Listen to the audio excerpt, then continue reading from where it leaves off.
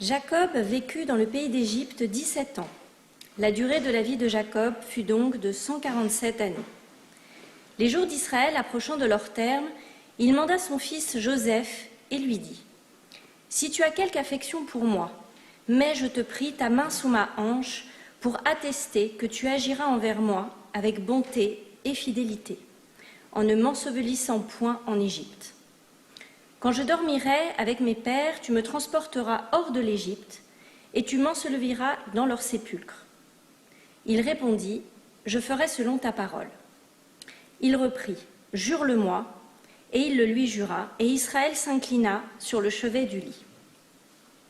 Il arriva après ces faits qu'on dit à Joseph : « Ton père est malade. » Et il partit, emmenant ses deux fils, Manassé et Éphraïm. On l'annonça à Jacob en disant : « Voici que ton fils Joseph vient te voir. » Israël recueillit ses forces et s'assit sur le lit. Et Jacob dit à Joseph : « Le Dieu Tout-Puissant m'est apparu à Luz, au pays de Canaan, et m'a béni. Il m'a dit : je veux te faire croître et fructifier, et je te ferai devenir une multitude de peuples. Et je donnerai ce pays à ta postérité ultérieure comme possession perpétuelle. Eh bien, tes deux fils qui te sont nés au pays d'Égypte, avant que je vinsse auprès de toi en Égypte, deviennent les miens. Non moins que Ruben et Siméon, Éphraïm et Manassé seront à moi. Eh bien, tes deux fils qui te sont nés au pays d'Égypte, avant que je vinsse auprès de toi en Égypte, deviennent les miens. Non moins que Ruben et Siméon, Éphraïm et Manassé seront à moi. Quant aux enfants que tu engendrerais après eux, ils te seront attribués. Ils s'appelleront du nom de leurs frères à l'égard de leur héritage. Pour moi, quand je revins du territoire d'Aram, Rachel mourut dans mes bras au pays de Canaan pendant le voyage, lorsqu'une kibra de pays me séparait encore d'Éphrate. Je l'inhumai là, sur le chemin d'Éphrate, qui est Bethléem. Israël remarqua les enfants de Joseph et il dit : « Qui sont ceux-là » Joseph répondit à son père : « Ce sont mes fils, que Dieu m'a donnés dans ce pays. » Jacob reprit : « Approche-les de moi, je te prie que je les bénisse. » Or, les yeux d'Israël, appesantis par la vieillesse, ne pouvaient plus bien voir. Il fit approcher de lui ces jeunes gens, leur donna des baisers, les pressa dans ses bras. Et Israël dit à Joseph : « Je ne comptais pas revoir ton visage, et voici que Dieu m'a fait voir jusqu'à ta postérité. » Joseph les retira d'entre ses genoux et se prosterna devant lui jusqu'à terre.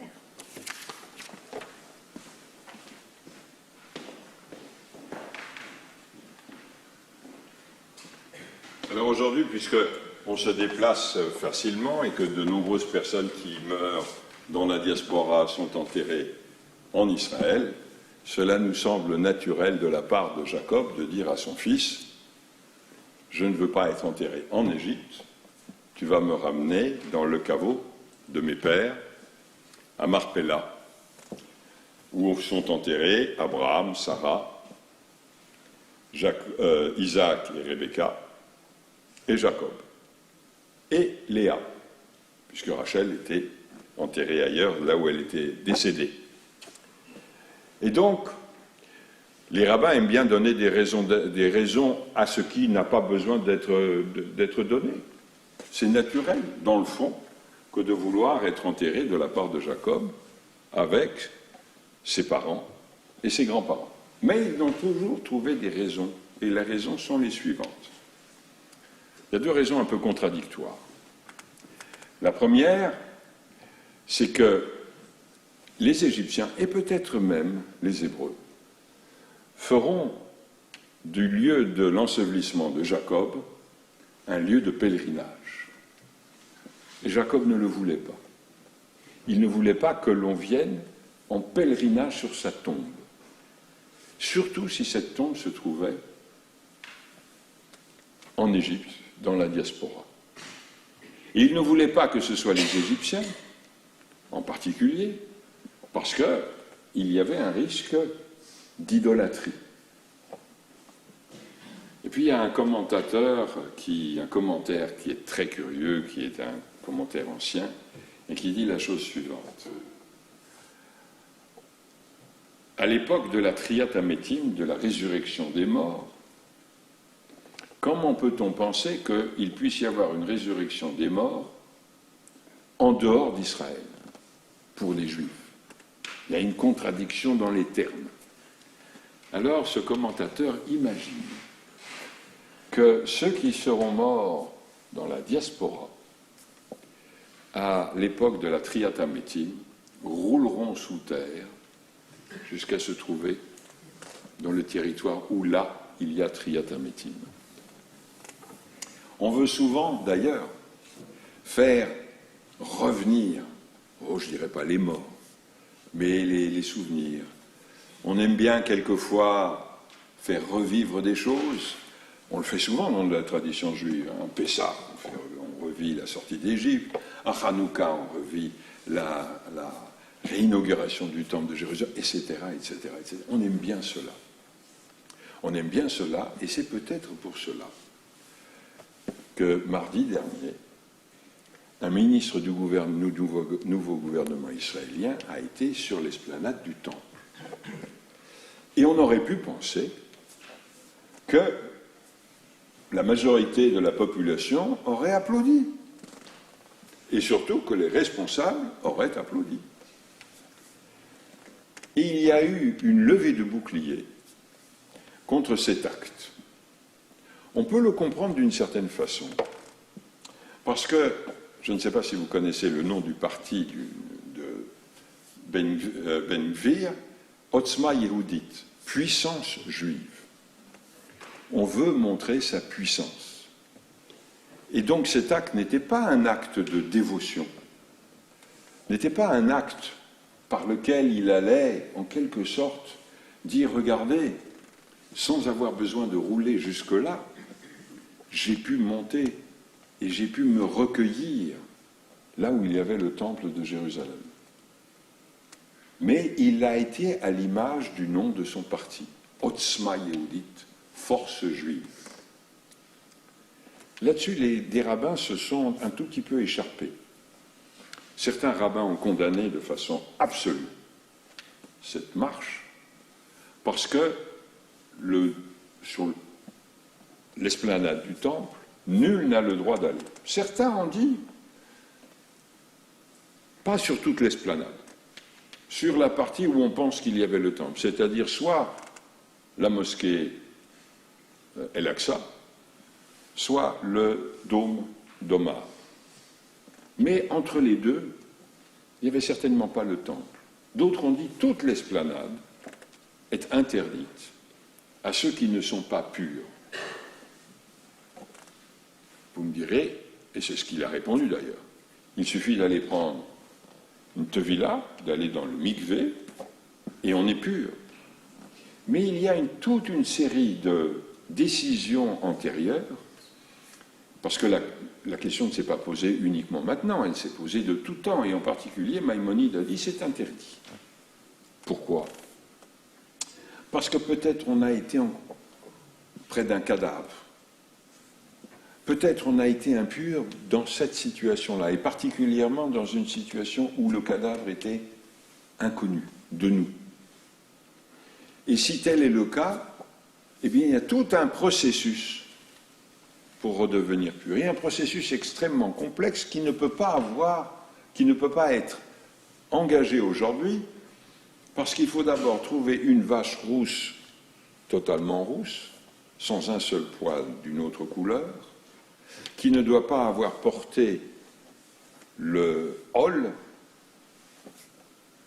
ne doit pas avoir été donc à un moment ou à une autre bridé, qui a été sacrifié, on ne peut pas, qui a été brûlé, et dont les cendres auront été mélangées à de l'eau pour justement purifier celui ou celle qui se serait trouvé à côté d'un cadavre dont il ne connaissait pas l'identité, pour lui redonner sa pureté. En conséquence de quoi, et ça c'est toute la tradition juive, il est interdit d'aller sur l'esplanade du temple. On peut se poser la question, malgré tout aujourd'hui, surtout pour nous, qu'il est quand même curieux qu'un espace nous soit interdit par la tradition. Comme il est curieux que cet espace ne puisse pas être foulé des pieds par des non-musulmans. On ne verrait pas d'un très bon œil, à Genève, si on décrétait que dans les synagogues, les non-juifs n'ont pas le droit d'y pénétrer, ni de marcher dans le couloir qui mène à la synagogue. Et c'est pour ça que le Conseil de sécurité s'est réuni. C'est curieux. Mais, donc, il y a eu au XVIIIe siècle un épisode avec un ministre qui s'appelait Montefiore, qui s'est retrouvé avec son rabbin qui s'appelait Lévi à Jérusalem, et qui est monté sur l'esplanade du temple, parce qu'il n'avait pas lu Maïmonide. Pas grave. Un autre rabbin, le voyant sur l'esplanade du temple, a pris son chauffard, a sonné du chauffard et l'a excommunié. Alors il a été avec son rabbin devant un Beth-Din à Jérusalem, en disant qu'il ne savait pas et qu'il ne s'était pas rendu compte que c'était une faute extrêmement grave. Alors les rabbins de Jérusalem l'ont blanchi. C'était un épisode au XVIIIe siècle. Je me demande si aujourd'hui les rabbins responsables de la rabbanoute diront la même chose pour Ben Gvir. Et je peux vous donner la réponse, elle est négative. Parce que le grand rabbin séfarade a fustigé cette démarche du ministre de la police. Il a fustigé, non pas au nom de la politique, mais au nom des principes. Et il a dit comment un ministre religieux du gouvernement israélien peut-il aller à l'encontre et peut-il décider d'accomplir des actes à l'encontre des décisions rabbiniques. Comme quoi, d'une certaine façon, dans ce cadre-là, Ben Gvir était un libéral. Il n'a pas écouté les rabbins. Ceci étant, et je ne sais pas si vous avez regardé les journaux ou si vous avez écouté les radios, mais chez certains commentateurs et chez certains correspondants, il y avait comme un regret. Non pas que Ben Gvir ait été sur l'esplanade du temple, mais qu'il n'y ait pas eu de réaction comme l'intifada. Tout le monde se disait, il monte, l'intifada va commencer, et le monde entier va se lever contre. Eh bien, paradoxalement, le monde entier ne s'est pas élevé contre, sauf le Conseil de sécurité qui a condamné. Mais c'est, dans le fond, très léger. Comme quoi, aujourd'hui, il y a certaines limites, il y a certaines barrières qui ont sauté. Ce n'est pas un bon signe. Parce que ne pas dire sa désapprobation de cet acte, je ne pensais pas à l'aspect religieux, mais de cet acte politique, parce que c'était un acte politique et pas du tout un acte religieux.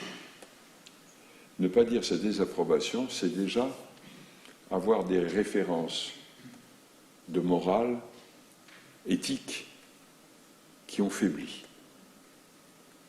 Que les autres se taisent, c'est une chose. Que nous taisions, c'est plus grave. Alors quelquefois, il faut se dire que même si les autres ne réagissent pas, il serait bon que nous le fassions, parce que sinon, nul ne sait quelles seront les normes de la morale, quelles seront les références éthiques de demain.